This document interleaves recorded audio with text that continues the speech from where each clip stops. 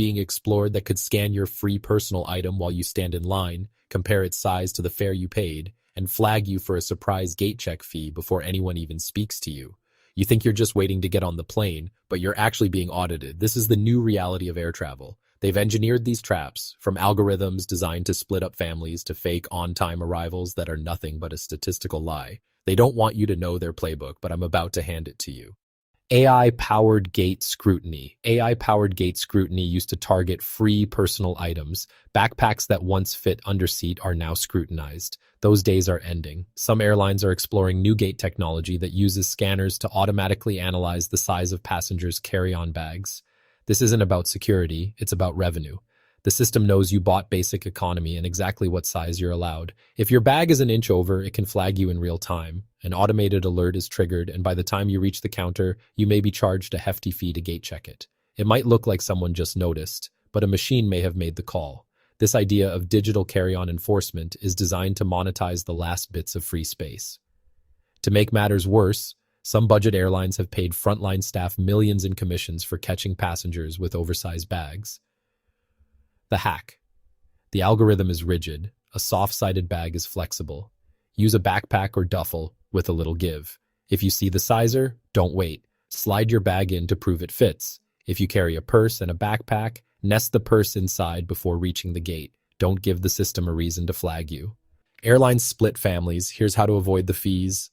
The family splitting algorithm. If you've ever booked basic economy for your family and ended up scattered across the cabin, it probably wasn't bad luck. It might have been the seat assignment system doing exactly what it was designed to do. Airlines use seat assignment algorithms that are great at separating passengers on the same reservation. They deliberately create the problem, then conveniently sell you the solution. Here's the trick. When you buy basic economy, you surrender the right to choose your seats. The airline system sees your group of 3 or 4, and instead of seating you together, it intentionally assigns you middle seats in different rows. Moments later, a pop-up appears. Want to sit together? Upgrade now for just $40 per person. They manufacture the anxiety, then sell you the peace of mind.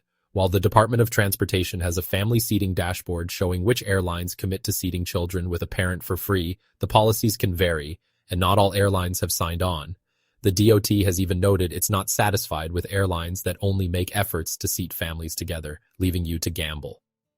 The hack. First, check in exactly 24 hours before your flight, down to the second. This gives you the best shot at whatever free seats are left. Second, if you have young children, know your rights. Airlines with a fee-free family seating policy often guarantee a child 13 or under is next to an adult, but it can depend on what's available. Don't pay the fee right away. Call the airline or speak to staff at the counter. They can often manually reseat you, especially if you're polite but firm. Dynamic pricing tricks. Use these smart tactics. The dynamic pricing urgency trap. You search for a flight. It's $300. You check again an hour later, and it's $350, with a red banner screaming, "Only 2 seats left at this price?" You panic and book. You just fell for the dynamic pricing urgency trap. Airlines use sophisticated tracking that monitors your search history, IP address, and even how many times you've looked at a route. This isn't a flight suddenly filling up.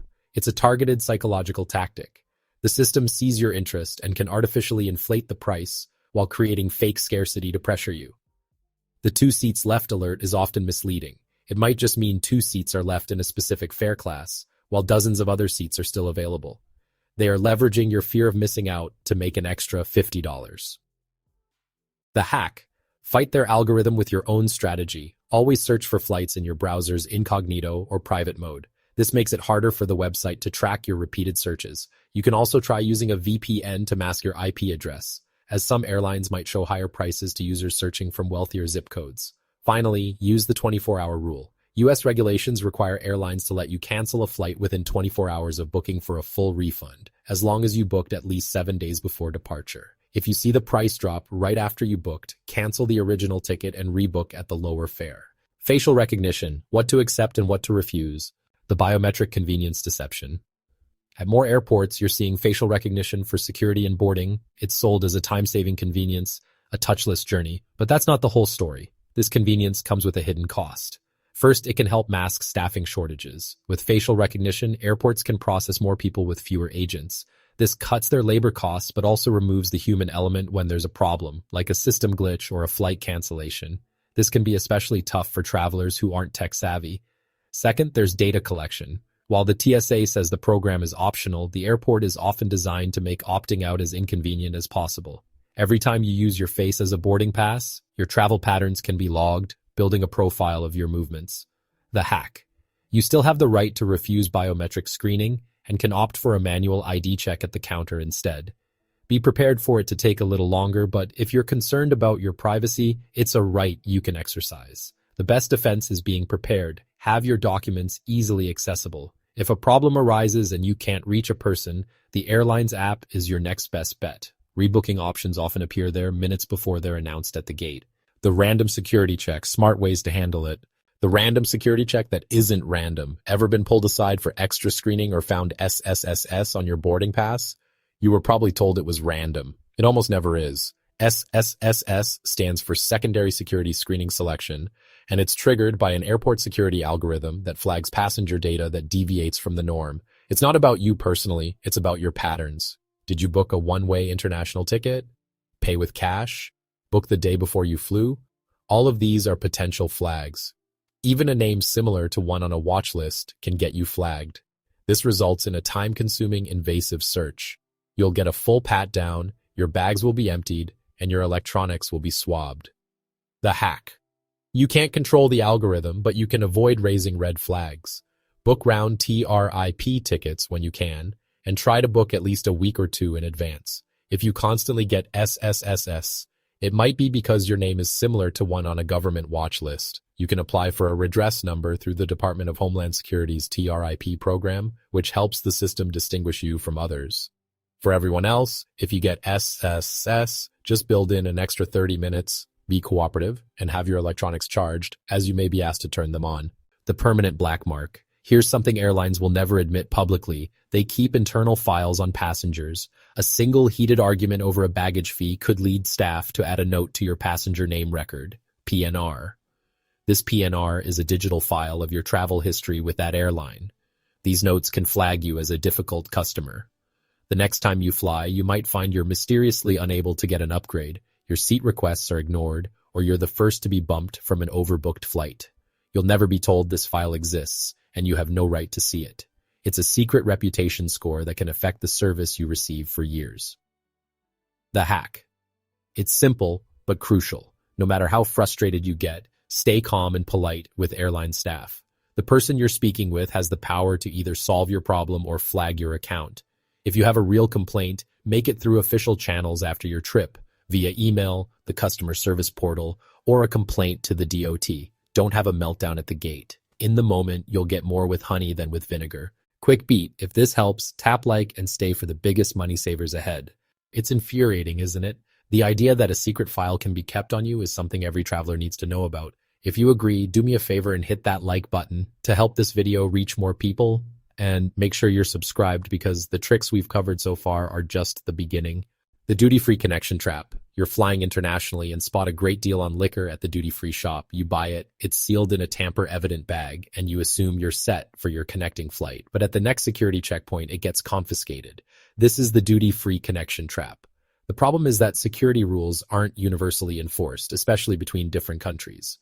While official standards say liquids in a sealed, tamper-evident bag should be allowed, the final decision rests with local security. They may not recognize the bag or may have stricter local rules about liquids over 100 milliliters. They aren't going to hold the plane for you. The bottle is gone, and so is your money. The hack. This one's simple. If you have a connecting flight, wait to buy duty-free liquids until you are in your final connecting airport before your destination. This eliminates the risk of passing through another security checkpoint. If you must buy at your origin airport, ask about the return policy in case of confiscation. Some stores may offer refunds if you can provide proof it was seized.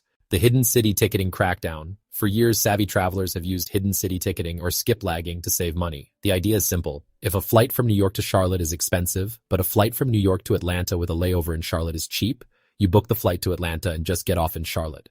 While it's not illegal, airlines hate it because it messes with their pricing models. The crackdown is now in full force. Airlines are using data analysis to hunt for skiplaggers. The punishments are getting more severe. Airlines have been known to cancel the return portion of a ticket, revoke all frequent flyer miles, and ban you from flying with them. Lawsuits are very rare, but they have happened. The hack. Skip lagging is a high-stakes gamble. If you attempt it, you have to follow strict rules. First, only bring a personal item. Any checked bags will go to the final ticketed destination. Second, don't link your frequent flyer number. They can't revoke miles you don't try to earn. Third, never do it on the outbound portion of a round trip ticket. As soon as you miss a flight, the airline will cancel your entire remaining itinerary. This trick is best for one-way journeys where you have little to lose. The great on-time arrival lie. Your flight is scheduled to land at 3 p.m. You push back 20 minutes late, sit on the tarmac, and you're sure you'll be late. But then, the pilot announces you're landing at 2:55 p.m., 5 minutes early.